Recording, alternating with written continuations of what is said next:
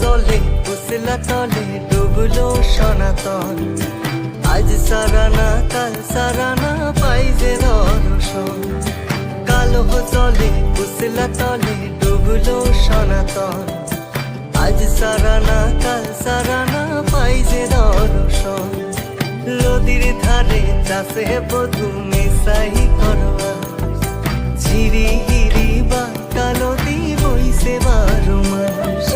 কালো জলে উসলা তলে ডুবলো সনাতন। আজ সারানা কাল সারানা পাই যে দর্শন।